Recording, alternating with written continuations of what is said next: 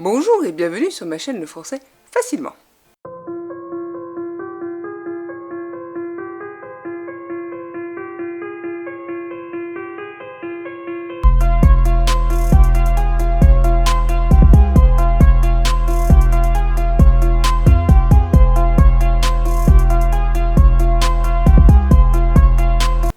Alors, aujourd'hui, le COS, complément d'objet second.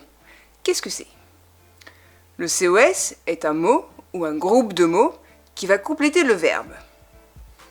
Plus exactement, il précise l'action du verbe.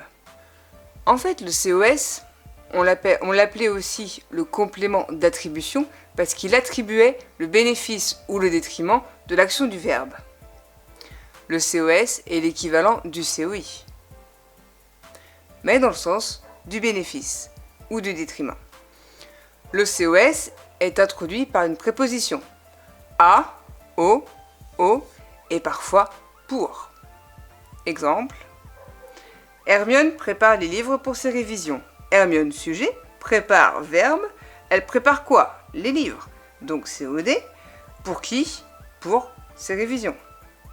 Donc pour ses révisions, COS. C'est au bénéfice des révisions. Il est possible que dans une phrase, il y ait deux COI, complément d'objet indirect. Dans ce cas, celui qui est introduit par la préposition de sera appelé le COI. Celui qui sera introduit par la préposition à ou au ou pour, comme j'ai dit juste avant, celui-là sera qualifié de COS, complément d'objet second. Exemple, Ron s'occupe de la distribution des pièces à ses amis. Donc, Ron s'occupe de quoi? De la distribution des pièces. Donc ça, c'est le COI. Pour qui? À ses amis. Donc là, c'est le COS. Puisque c'est le deuxième complément d'objet indirect, et qu'en plus, il nous renseigne sur qui sont les bénéficiaires des pièces. Donc c'est bien le COS, à ses amis. Toujours avec le même exemple, Ron distribue quoi? Les pièces. Donc COD. À qui? À ses amis. Donc COS. Parce que c'est au bénéfice de ses amis.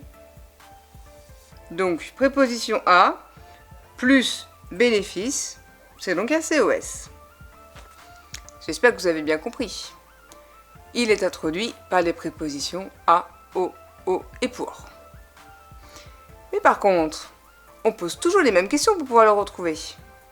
À qui ou à quoi? De qui ou de quoi? Pour qui ou pourquoi? N'oubliez pas, quand vous cherchez le COS, vous cherchez le bénéficiaire de l'action du verbe. Ou celui à qui ça nuit, forcément. Quand le COS est un pronom, tout comme le COI, il va être placé avant le verbe. Exemple. Il le leur demande. Il demande quoi? Le, donc COD. À qui? À l'heure. Donc COS. On retrouve souvent le COS après des verbes comme dire, donner ou retirer. Et tous leurs synonymes. Exemple. Hermione dit ses 4 vérités à Drago. Hermione dit quoi? Ses 4 vérités, donc COD. À qui? À Drago, COS. Hermione donne ses lunettes à Harry. Hermione donne quoi? Ses lunettes. À qui?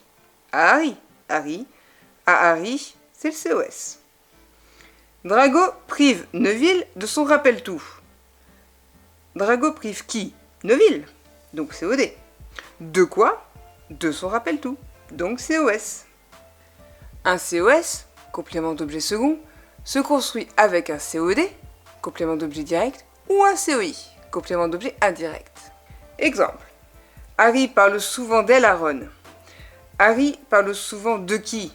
D'elle. Donc d'elle est le COI. À qui? À Ron. Donc à Ron, c'est le COS. Donc la différence entre le COI et le COS, puisque techniquement c'est la même chose, eh bien tout simplement l'utilisation. Le COI subit l'action du verbe.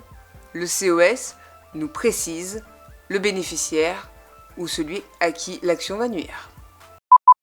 Voilà, j'espère avoir été assez clair. N'hésitez pas, likez, commentez, partagez et abonnez-vous si ce n'est pas déjà fait. Bonne journée, à la prochaine!